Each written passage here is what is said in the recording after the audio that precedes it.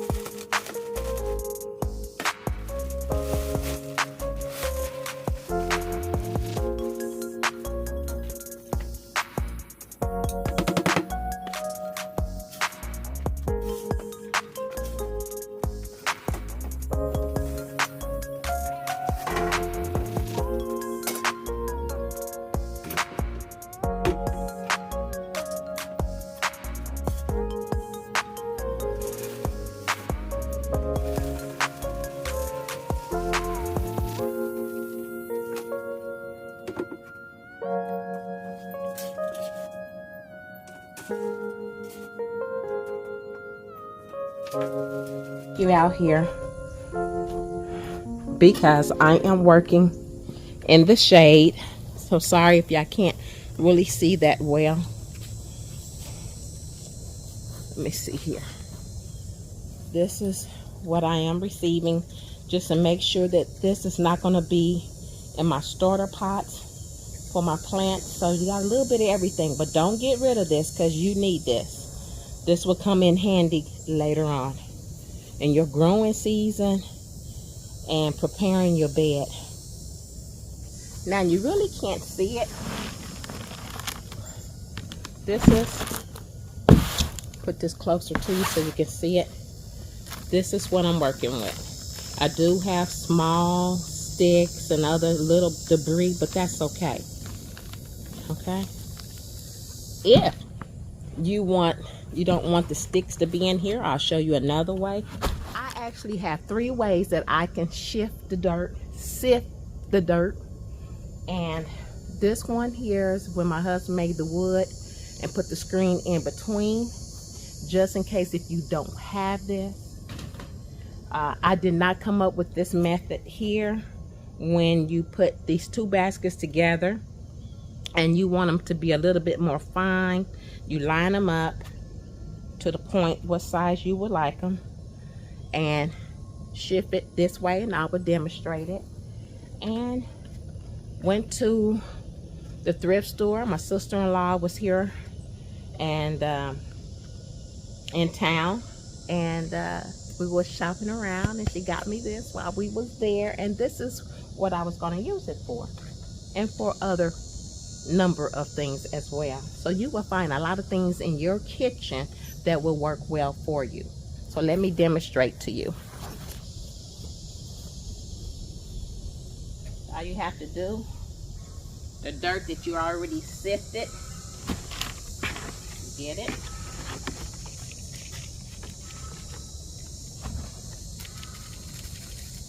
Depends on how fine you want your soil to be. This is another way. It will take longer, but more effective by removing the small rocks and pebbles and sticks. What you are looking for. That's how fine that is. When you got time just to sit and talk, watch some YouTube videos, you can do that. But you have to be patient, and this will teach you to be patient. Something in here, a little bit more faster results.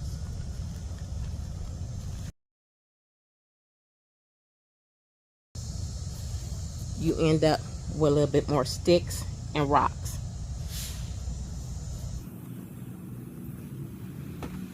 So them are the different ways that you can sift your dirt. Depends on what you are planting, what type of plant, what type of flowers. Them are 3 different levels. Depends on what your pocket is looking like, okay? So out there in the yard, the sun is, honey, was beaming, and I'm starting to sweat. But what I am getting ready to do, I'm going to finish sifting my dirt to what the texture and the level that I want, and I will be back to show you how everything that I am going to amend in this soil to get them broccoli and cauliflower on the way. So hang on in there with me. This the part comes in when we're talking about work. And you don't have to put that much on there. Just put a little.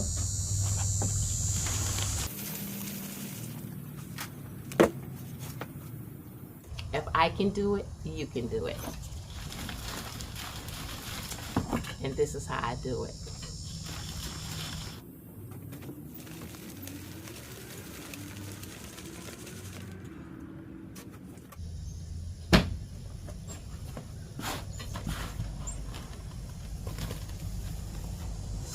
Yeah, I am all in the way of the hummingbirds this morning.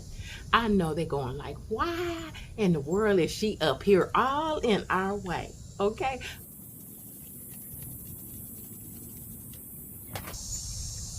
It is a process, but it's worth it.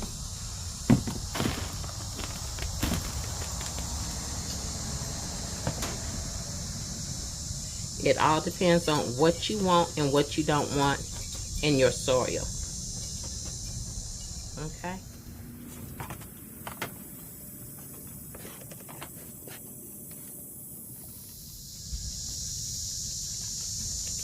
Here's the hummingbirds. They like, we're gonna eat regardless if she's here.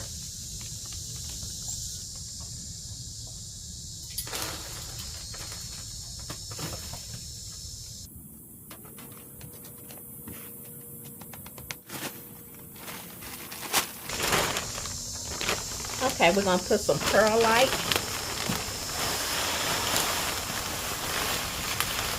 You need to be in a well-vented area. Put in what you think.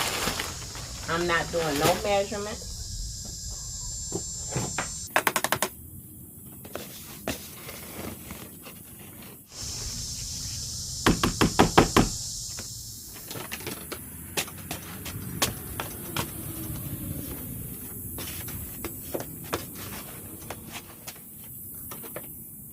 So now I have different type of fertilizer, and you don't have to use the fertilizer that I have, but I would definitely be using bone meal and blood meal. Is a lot of people what they use. Osmocote, hope I'm pronouncing it right. You can do indoors or outdoor. Slow release. All of these are slow release. Bone meal.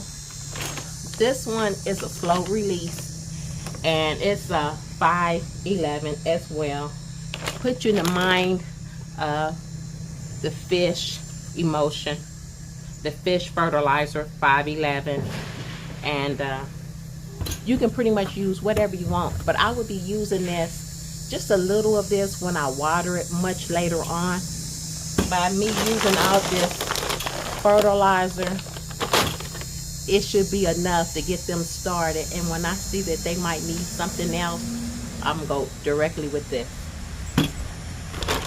Not doing any measurements. I'm putting in just about what I want.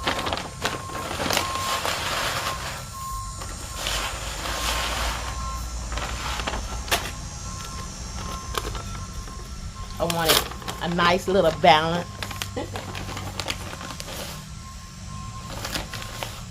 And even if I don't use anything else,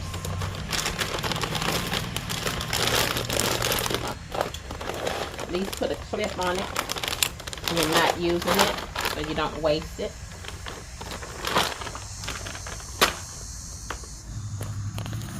So this is what it looks like.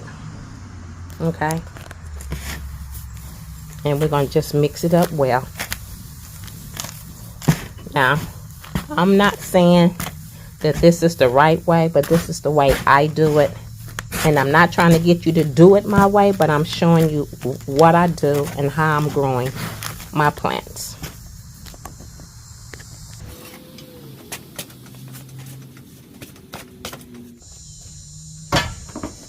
That's going to do it.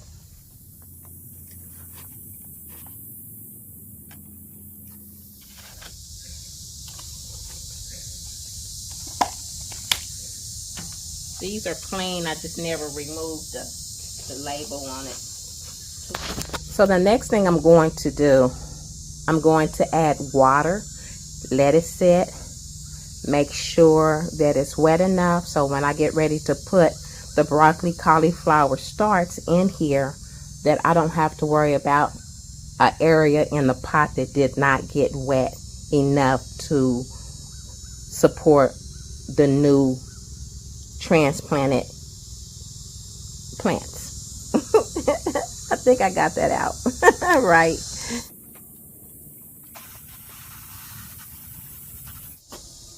Okay, yeah. I have finally made it to this part that I've been trying to get to for a couple of weeks. So I'm really excited because I'm gonna pick this up. Hope there's no spiders on it. I'm excited, y'all, to get ready to plant these. But it's kind of heavy.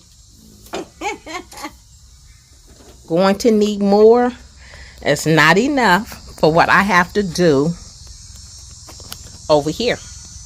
Okay, now like I told you, I tried one. I have successfully done it. We're doing it. But after I get through doing this, that's not all, y'all. I have to protect these because I have the aphids and the butterfly moth that's going to come and destroy my plants because they want to eat. All right, so I'm going to demonstrate like the one over here, and then I will show you the ones that I have put over here that I already have prepared and got the soil ready. Okay, so let's get this started. So what I'm going to do, see if I can remove these without damaging them. So I'm going to start from the, oh, this is going to be easy.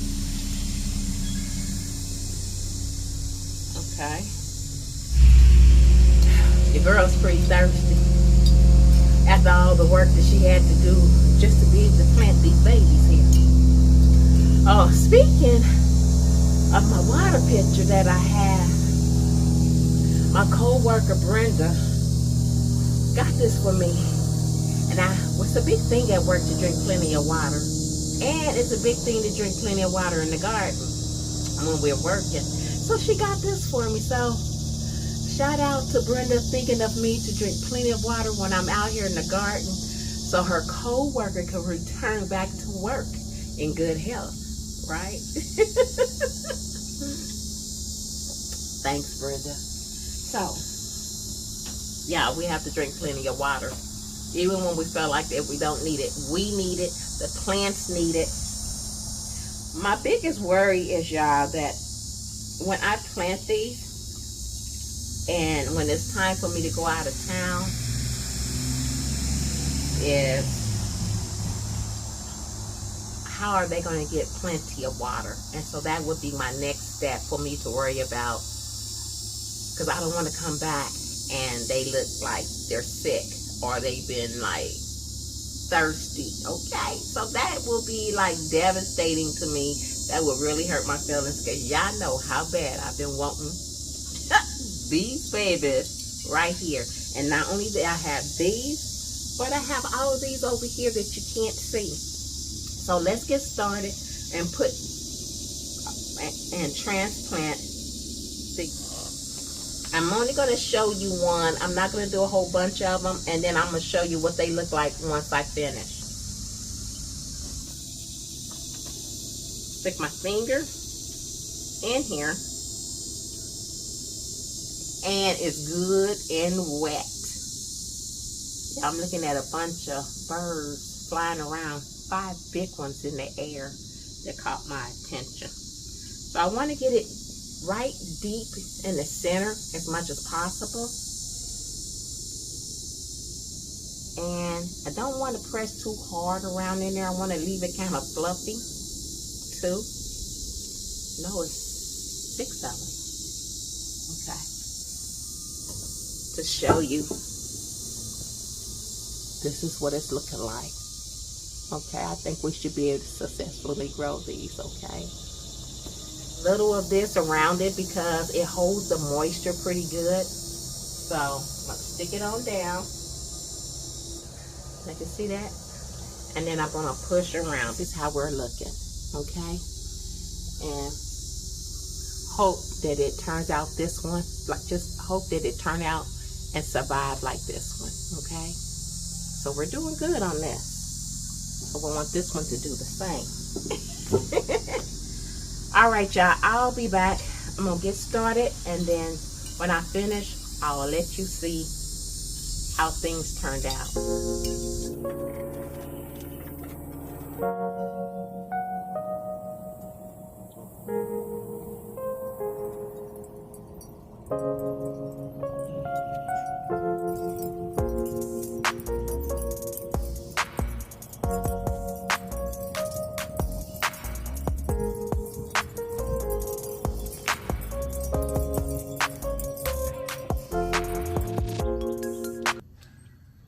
Yeah, by the look on my face, I am so excited.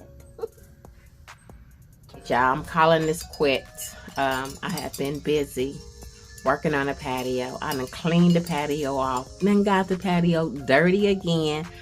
But the broccoli and cauliflower, the one that I showed you that was struggling, I went on ahead and took them out. And y'all have to say they looking pretty bad because the sun got a hold to them. But I'm not going to give up on them. And this is how far I got with this one here. I'm going to have to end up working and doing this off the camera. But the ones that was in here are all up here. And I will show you at the end of the video what they look like. I ended up with 2, 4, 6, 8 containers, probably 2 plants in each one, or maybe 1, just in case one does not make it. I will show you that as well. Then I still have my broccoli. Yeah, I can say probably about 25 or 30 broccoli plants here. So let me bring you up close so you can see it.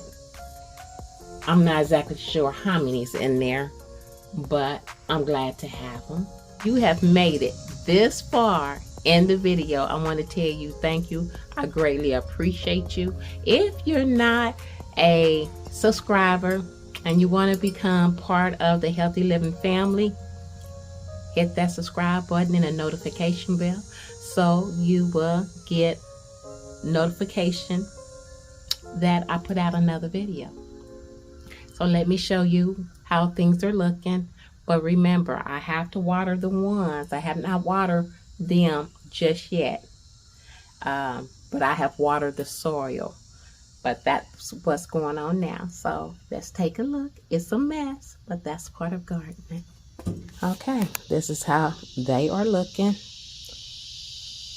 Right now, they're looking good. It's cool on the patio.